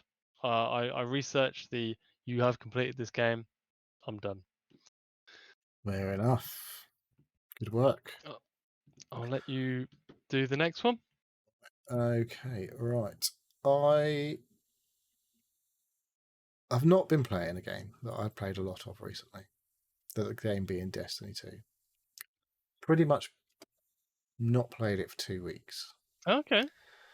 I don't know why. I just got a little bit like, got to that point where I get to where I'm like, I've played this quite a lot for quite a while now, and I don't feel like I'm really getting anywhere. So I've stopped playing it. So I have a Destiny 2 shaped hole in my gaming life. Right. So I played another game that's got the initials D2 in it, which I've had ages and never finished. That game is called The Division 2, which is a looter shooter. A bit like Destiny 2, but obviously not a lot like Destiny 2 in the way this sort of environment is and the way it works. Because I haven't played this game. I don't know how old this game is now. I played the Division 1, finished it. It was all right. There was some cool ideas. And then the Division 2 came out, and I don't know. It was in a new location. I don't think they really did much to the formula. They may have done some bits and pieces. I don't really remember. But it basically works the same. But I think I had a level 8 or 9 agent when I went back to it. And I'm only up to level 13 now after playing this for like a week or whatever. It's massively overwhelming just going back to this shit. I'm like, Destiny 2 can be a bit overwhelming for a new player and like not particularly good at telling you what's going on and all the shit that's going in there. But I'm really used to Destiny 2. So it's all just second nature. How I think it honestly, the UI in Destiny 2, while it probably is confusing to a new player, I think it's pretty clean. Like you've only got so many pieces of armor. They've only got, and you have to go into them to see all the stats and things like that. And it's quite well laid out. Whereas this, yeah, it's a bit of a mess in terms of like trying to know what the fuck you're looking at numbers wise, comparing one piece of armor to another, and all that sort of stuff. I've got somehow, I don't know how, I've got a Leon Kennedy fucking Raccoon PD suit on at the minute. I don't know how I got that, but I ended up with looking like Leon Kennedy from Resident Evil 2, which I don't mind because that's like cool stuff. So, and that like your look doesn't affect your stats. I've got backpacks coming out of my arse, fucking knee pads, holsters, and they all just look the same. And I'm like, all the numbers, I'm like, I don't know what that does. I don't know what it does. All I look at here now at the minute is this piece of armor is level 10. The one I've just picked up is level 12. So it should be a lot better. And I look at how much my armor and my health are, or my damage on my guns. And if it goes green, I'm like, yeah, I'm putting that piece of stuff on, whatever it is. But yes, well confusing. But it is fun. Like the gameplay itself, the gameplay loop of having some cool fucking gadgets to throw out. I've got a little drone that keeps my health topped up that flies around near me. Obviously gives my position away, but apparently AI people don't notice it when you're walking around. They're just like, when you're tucked behind a little fucking concrete barrier and there's a little drone buzzing around above your head, they just keep walking past as if nothing's going on until you start shooting at them and things like that. But yeah, I'm just going around picking up, fucking going around every box I see, every rucksack I see, and pressing F to pick up the loot, pick up the loot, pick up the loot. There's loads of stuff about dropping off resources to people. There's just fucking tons of shit in this game. But I do like shooting things in this game. Yeah, and it's a satisfying. Yeah, I'm playing mouse and keyboard. I think I'd played it with a controller previously, but actually playing with a third-person game with mouse and keyboard is not bad. So I have no desire, no like, oh, I want this piece of loot. Whereas I know, like I say, going back to Destiny, I like there's some guns in there that are iconic and stuff like that. But I don't know if there's anything really in this game like that. There's a great big fucking machine gun, but it doesn't look any cooler than the other machine gun. I don't think it just does bigger numbers. So from that point of view, it's not as interesting for me. But I just want to get through and play through the story because I've fucking had it for so long, and it's been installed on my hard drive for absolutely ages. I was gonna say, where are you playing it on? I'm playing it on PC. And everything's cranked to the max settings wise. This is a PC game that actually fucking works. That's because it came out about 5 years ago. But yeah, like there's some really nice visual touches. Like I've noticed, like I've been running around with like an M249, which is a big light machine gun, which is it's in a lot of games, like shooting games. It's probably in Call of Duty. It's definitely in PUBG. So it's a big fucking machine gun. And when you shoot it for a long time, and most of the guns, if you shoot them for quite a while, they've got big magazines. You'll notice around the muzzle, there's like a sort of, like when you get that weird heat, fucking diffraction of light and stuff like that. Yeah. It all goes a bit weird and blurry and that. And you get all that, like, you can see how fucking hot it is because it's making everything look a bit fucked up around the muzzle and stuff like that. So there's some really nice visual touches to the game. And yeah, I don't know. I got gifted So I don't know. I've got the season 1 pass. I don't know what it gives me. I haven't got there's a couple of annoyances. It's a Ubisoft game, so it's fucking tons of shit on the map. But I don't mind it in this game because you don't have to climb anything to unlock anything. You just go to a place and unlock shit, and it tells you what's on the map. But yes, actually, it's pretty good so far. And like I say, I'm hoping that I'm going to finish the story content. Haven't been in the Dark Zone, which was the sort of PvP area where, or the sort of the high risk, high reward area of the game where you go in, you get missions and stuff in there, and you can shoot other players. There's other players roaming around that you can shoot at, and if you shoot another player, you get rogue status, and everyone then gets you get a bounty on your head basically, and everyone can come and kill you and get cash. And other than that, obviously the idea is you go through the Dark Zone. If you don't have to shoot other players, but you can just go through and collect loads of high level loot, and then you've got to extract to get the loot out, and that's when people come and shoot at you and stuff like that. Yeah. But I haven't even unlocked the Dark. I think I can go to a point now to unlock the Dark Zone. That's about as far as I've got in the game. Not very far, really. It feels like this game's fucking huge compared to the first one. But yeah, so far enjoying it, and I want to finish it. So that's where we're at with Division 2.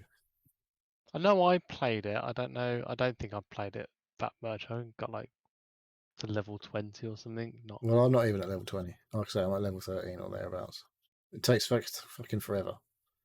Yeah. But you playing this through your Ubisoft? I bought the game. Yeah. I don't have an account. I don't have any subscription to Ubisoft. I know if you subscribe, you get everything basically. I think. But I think I bought it through Ubisoft. Yeah, I've got it on Ubisoft Connect or whatever it's called now. It used to be called Uplay or whatever. Yes. I think that's how long this game's about. I'm pretty sure when I bought the game, it was Uplay, and now it's not called that anymore. So, but yeah, I'm liking it. I'm liking the shooting. I'm liking the running around.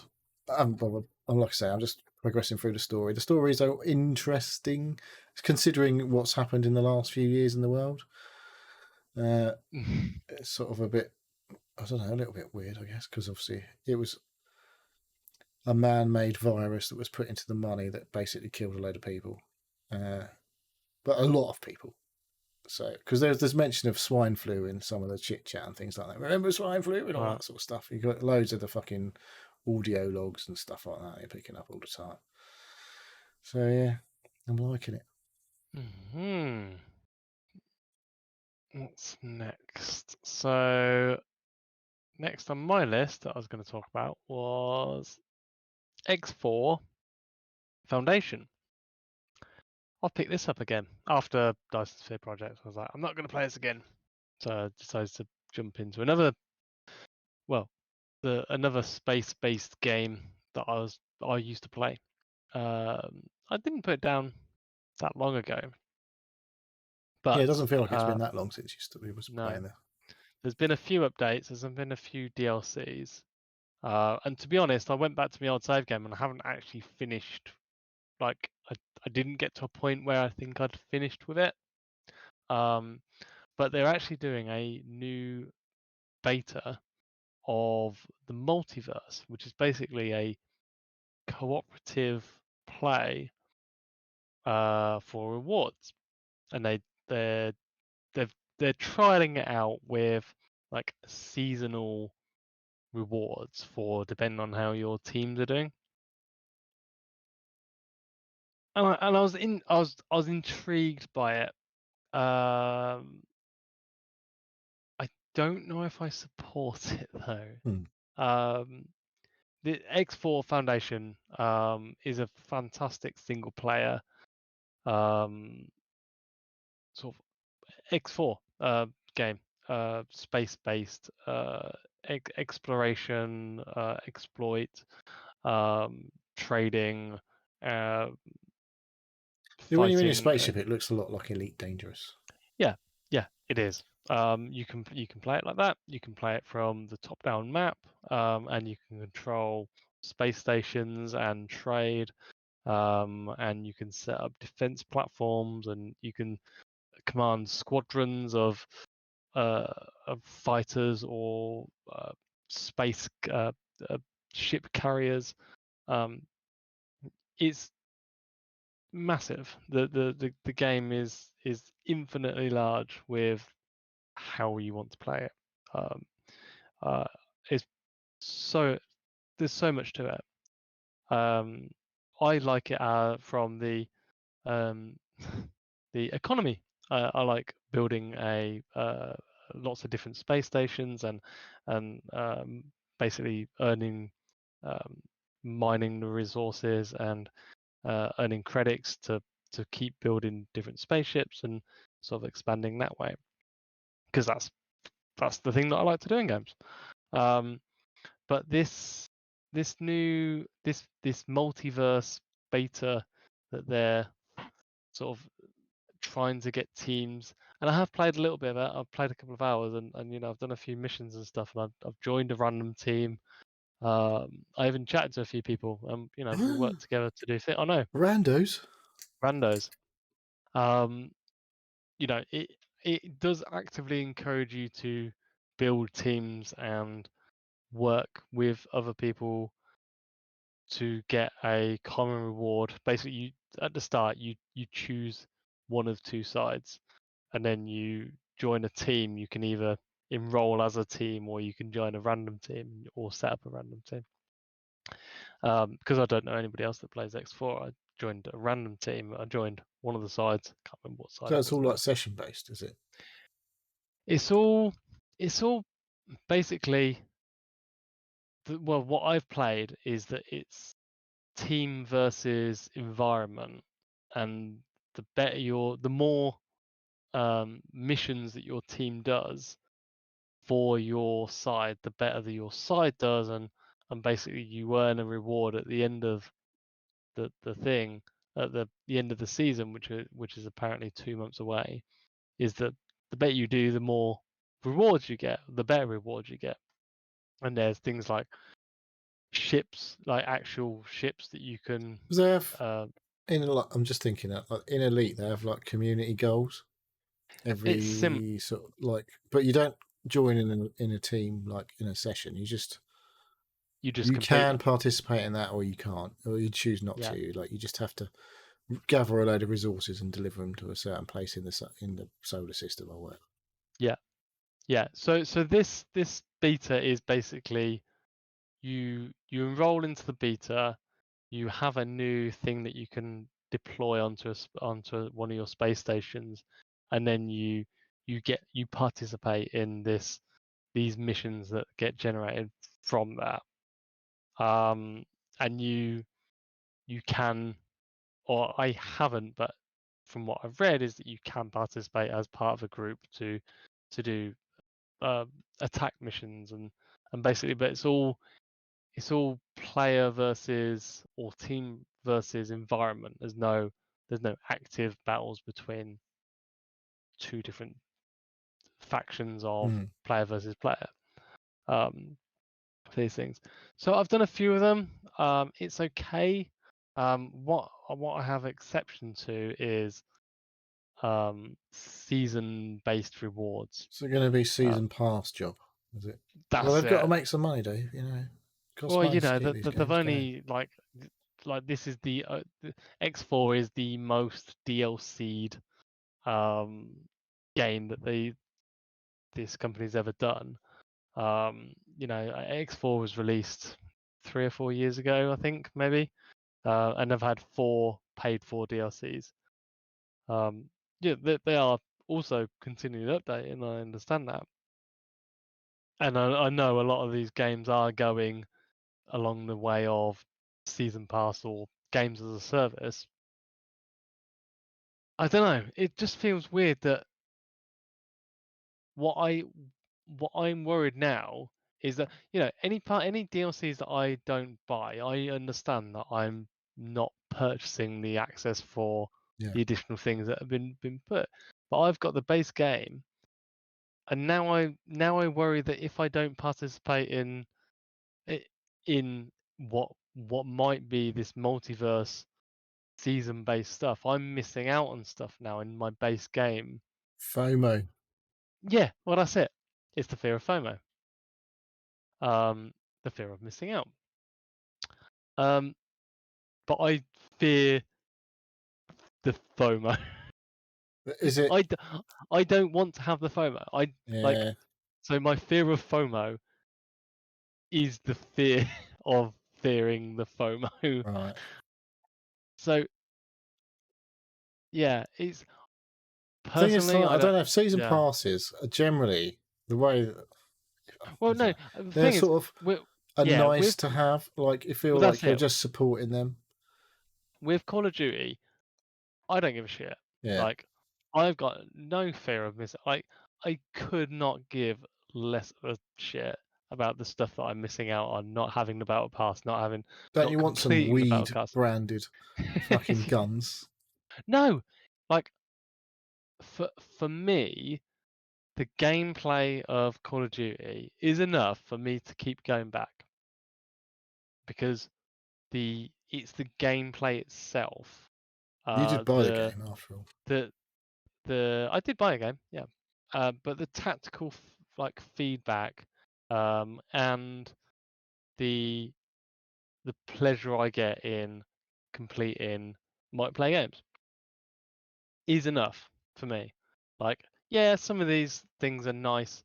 All the guns, uh, like the guns that you want are included in the free things, and even if you don't complete the season pass, you still have access to these guns, in one way or another. So I don't feel I'm missing out.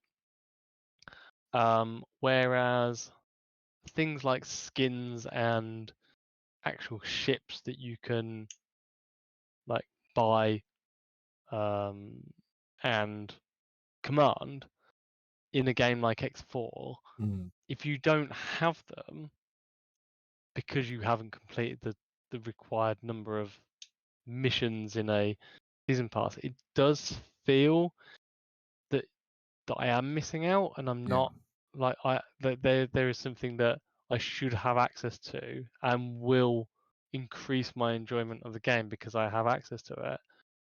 That is not included. So It's very difficult for these, like I say, I'm they've sure. got to Yeah, try and keep the money coming in somehow.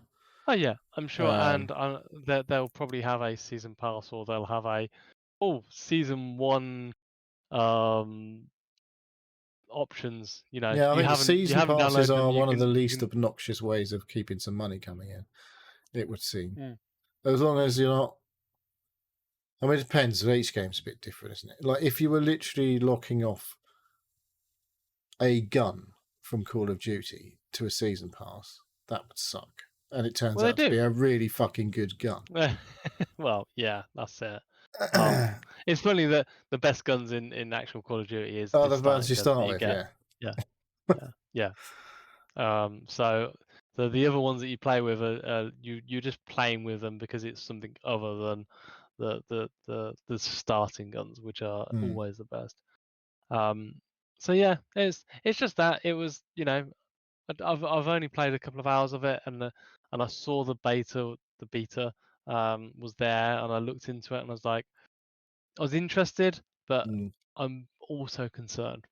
I do understand these Is it a season limited time passes thing then? Is it? Or... It's the beta is like just 2 months, right? And they're basically just trialing it We'll out. get some So feedback.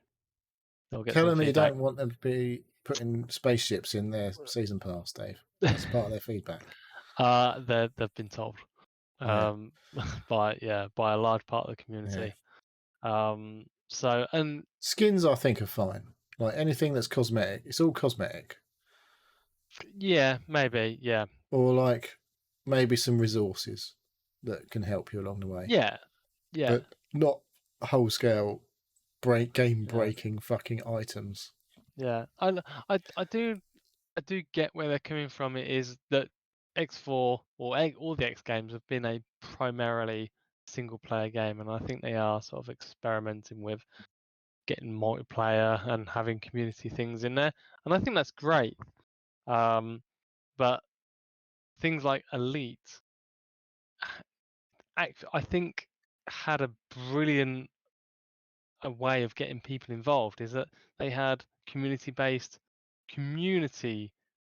I mean, people made their own Objectives. communities, didn't they? Elite. I think Yeah. Elite had that cachet of the old name.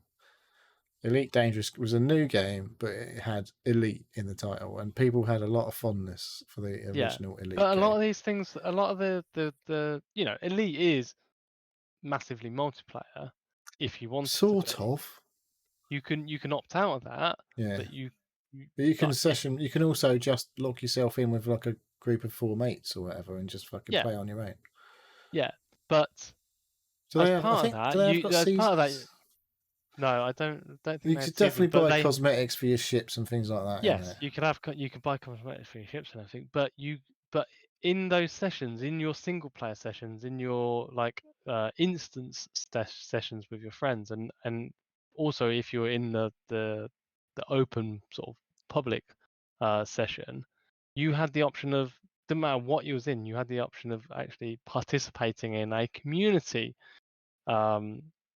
event, which contributed towards that, whether that was ferrying resources to a far-flung starship station, or fighting off a particular enemy in a particular area, would all contribute, and then would the whole community, doesn't matter whether you was playing in a single or your closed session or the public, it would be revealed to everybody, whether it be good, bad, if the community actually hit the reward or didn't. So Elite Dangerous had a really clever way of including everybody, whether they wanted to be included or not, or they contributed or not, to a public event. So, I think X4 are trying to do it slightly different, but they've specifically close certain rewards off to only people that participate in a certain way, and I think people, myself included, are not happy with like the how I might be missing out by not participating. Yeah. So yeah, that's fair enough. I'm sure they'll listen to the feedback and react accordingly, whatever the way they're going to make the most money. Yeah, that's it at the end of the day, isn't it? Is they have to make money, and I don't have objections to that. A business is a business. It needs to pay the staff, and make a decent living out of that. So video games are expensive to make these days, it seems, despite all the tools that are available for fuck all. People need being paid, and people need to be doing the job to make the game better. Until AI takes over. Anyway. Until and just ask ChatGPT to create a game and make it good. So yeah. Come on, get on that AI. EA, get your AI on your EA. AI. That's it. Those are my 2 games that I've been playing. You've got another game on your I've got another game list? on my list, and I forgot I did play it half an hour of another game earlier because it's free weekend on Steam. I haven't played a lot. I just played the tutorial, but could be a bit of a laugh. It's called Deceive Inc. Ain't really got much to say about it. You play as a spy. You can disguise yourself as other people walking around the map. You've basically got to get to a point in the map to get some information and extract. So it's a bit of an extraction-based game, session-based game, where you can... I've seen a load of videos, and it does look like it could be extremely hilarious, because you can sit on the bog and things like that. Because basically you've got to there's other people roaming the map that you've got to remain hidden from. until you extract stuff like that. So, but you're like it's like a sort of kitsch 60s 70s spy sort of theme, and it's like I say, it's free to play this weekend on Steam. Probably have a little look at that if you're interested in that shit. But if you get on this early enough, and it's on sale, and it's on other platforms as well. I've seen it on PlayStation, so Okay. it could be a bit of a giggle, but certainly from watching the videos. But I've literally played the tutorial, so it might be total shit. Who knows? What I have played a fair bit of in the last week is on my PS5. I've been playing a game that came to PS Plus Extra called Kena Bridge of Spirits. Okay. Which is a third-person action-adventure game, I guess. You are playing as the aforementioned Kena. You are... I don't know what they call her, a spirit guide. I think she's called a spirit guide. She basically helps dead people get to heaven or something like that, or the fucking video game equivalent of whatever that is in this world. And well, where do we start with this? It's a bit of a looker, shall we say? I think the people who made this game were like cartoon animators or something. Okay. Looks like the world itself is really stunning.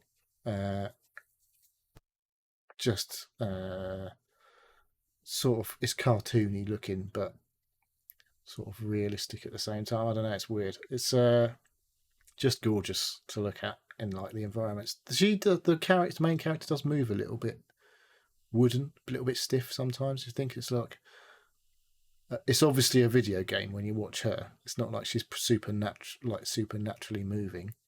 Not as in supernatural, as in natural.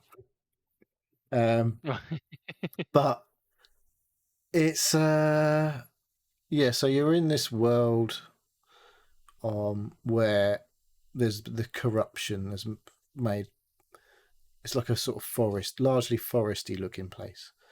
But yeah, there's areas of the forest that have been taken over by this corruption, which you need to get rid of.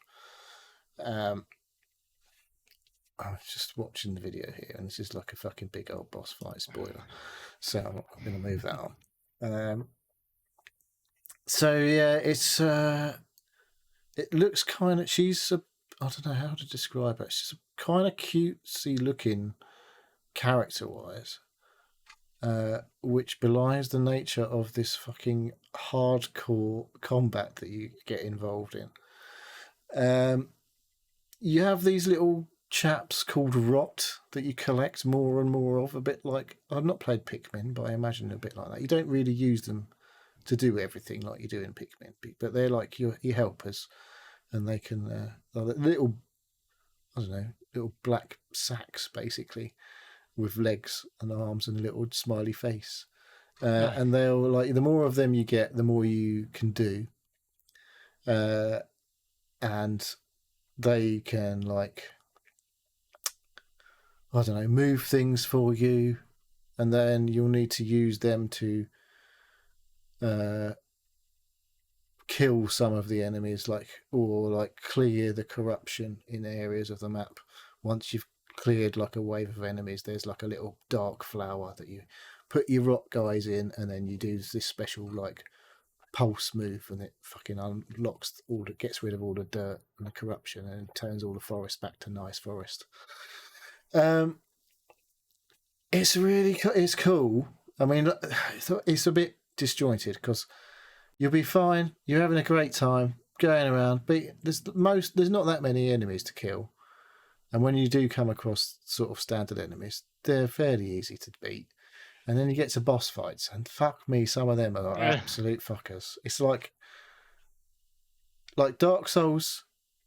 It's, you can get killed by anything in Dark Souls. That's the thing with Dark Souls. And the bosses are hard. But so are some of the normal enemies. You can easily get killed by one of the normal enemies. Whereas in this, I can absolutely wallop most of the normal enemies, but the bosses, holy shit, does things step up a notch when you fucking start fighting the bosses. They do a lot of damage to you very quickly in occasion, and they've got some, I don't know, it's like, I think I'm getting better at it, because the first boss I got to, basically, I was like flying through the game. This is great. This is loads of fun. Blah blah blah. Hit the boss, and he just kept on fucking killing me, and I was like, this is really annoying. But I did kill him. I left it a couple of days, came back, killed him after about 3 goes, and I was like, fine, I've done it. It's one of those, like, you just need to be fucking patient. Don't fucking try and do too many hits of damage. There's weak points, and as you go through the game, and like I say, you get more of these rot chaps, you can unlock upgrades to yourself and your weapons and your abilities. Right. And one of the things like you find as you progress through is a bow and arrow, which becomes useful in many ways. But one of the upgrades to your bow and arrow is to slow down time. And I was like, yeah, that's become really fucking helpful. Because before I had that, the amount of times I was shooting things and just like not hitting their crit points. Whereas then obviously you can hit the slow-mo and you can zoom into their fucking crit point and let your arrow go, bam, hits the fucking crit point, takes a big chunk of damage off this guy, and you're like, yes, here we go. But there's a massive cooldown on those things, the slowdown time and stuff like that. Because it's massively overpowered, Yeah. It's, I don't know, because you still need, like, even though time is slowed, they can still, like, you can still miss the crit hit quite easily because they're doing their moves. Right. Yeah, they're still moving. They don't like slow down to stop. You are literally having to time it so that you don't, like, they could quite easily move out of the way, and they have done to me multiple times. So I've lined it perfectly up on the crit point, let go of the arrow, and the time it travels, they've moved, and it's fucking totally missed the crit point. So yeah, it's not it doesn't make it easy mode by any means. But yeah, it's kind of brutal at times. But yeah, totally gorgeous. Is that Kena Bridge of Spirits? Yeah, Kena. So the guy, basically, like, there's a couple of like little children that you find going through this forest, and they want you to find their older brother. And you know, it fairly quickly becomes apparent they're all fucking dead. And because you're a spirit guide, so you're finding their spirits to like help them move on and stuff like that. And there's loads of mechanics that come in, and I don't know how many I've played a good few hours, and I don't know how many of these guys I've got to do, but I've literally finished the first like main spirit that I've helped. And obviously, to help a spirit, you have to kick their fucking ass in combat, don't you, when you get to them? Oh, of course. So yeah, it's good. It's good so far. It's sort of, like I say, there's definitely sort of Dark Soulsy elements to it, but it's nowhere near that sort of level. It's really, really, really good looking, and yeah, I feel like since I've started looking at some upgrades and I've started sussing a few bits out, it's made it a little bit easier. But the other bosses are fucking, like I say, it looks kind of cutesy, and then you get to a boss fight and goes, oh yeah, we're not fucking cute anymore because we're going to kick your fucking ass big time. So yeah, it's good, but it's quite hard. It is on PC, I think. It's on Epic at least. It might be on Steam now, but I'm sure it came to Epic. But it's a PS console exclusive. Cool. Yeah, one of them games that looks pretty fucking banger. So, right, we'll check it out. We'll check it out. Get your PS5. Get your PS Plus. It's on PS Plus Extra. PS Plus Extra. And Premium, obviously. Yeah, not Plus to Mate because it came out ages ago. But yes, cool. Cool. I think that's it. So, I will say thank you for listening to. Hang on a second. Oh, go on. We had a question in 8 minutes ago. Go on, quickly.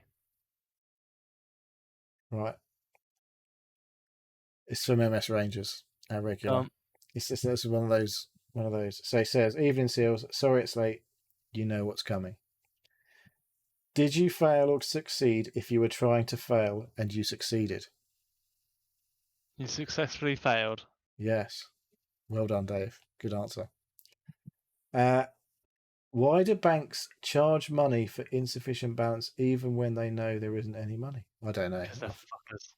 Because they've got to make money somehow, those Because banks, they want don't to. they? They want to tax the poor. It's like a season pass. For poor people. Yeah. Yeah. And, what language do people speak in their heads if they were born deaf? I have no fucking. I can't even imagine. No. I don't know how somebody would They communicate speak vibrations, I guess. I know people that speak multiple languages, and they know they're becoming fluent in the language when they start dreaming in the language that they're learning. Yeah, but if you've never been able to hear how a word sounds, what's it? How you dream in the communication style that you know. So if people are somebody who is deaf and they communicate through sign language, and then they know the sign language through their feeling and sight, so that their language is that. It's not that. there's no sound. Well, there's no sound in your head. Yeah, exactly. It's fucking weird. I can't even imagine. I can't even imagine what it must be like. Yeah. I've never heard anything. Yeah.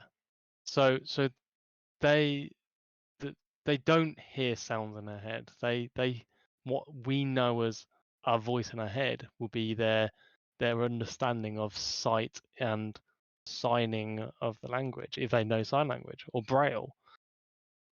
The feel, their dreams and their, like, instead of reading something and reading inside your head is your voice in your head telling you what it is. It's their feeling of the braille. That's blind people though, not deaf. Yeah. But yeah, it's like it's the same concept. It's the sensory input of what you understand as language. Well, we can all go away and feel extremely lucky to have been able to hear or see, if we have been able to hear or see. Assuming if you've been listening, you must have been able to hear. We don't put subtitles on the video, so you must have been able to hear. It's the same. It's the same question. It's like the color that I see, is it the same as the color? There's no way for me to communicate. Oh, mate, we could be here all night. Well, we can't because I'm fucking dying for a piss. So, thank you for that question. That's always a good one, MS Rangers. But I would like to say thank you for listening to the Seal Podcast. If you'd like to ask us questions and get involved, please contact us either on Twitter at Seal Podcast, email us at sealpodcast@gmail.com, or join us on the Discord server. A link is pinned on Twitter. We have YouTube and Twitch channels which we upload and stream to regularly. Or try to. Neil, shout out, but I don't think as many people. It's just Mint Safe. Mint Safe in the chat. Mint Safe. Thank you, Mint Safe. And thanks to everyone who listens and whatnot, as per usual. And we'll catch up. Well, I'm predicting Neil Fraser's back next week. But we are, as far as we know, he'll be back next week. Well done, Dave, for the hosting job. First time in 173. I think you might have done it before. Might have done it before. Can't remember. I don't know. If you have, it's been a long time. Yeah. But no, it's been a pleasure. Right then. I best we say, let's get the fuck out of here. All right. Have a good one, everyone. See you later. Bye. Cheers.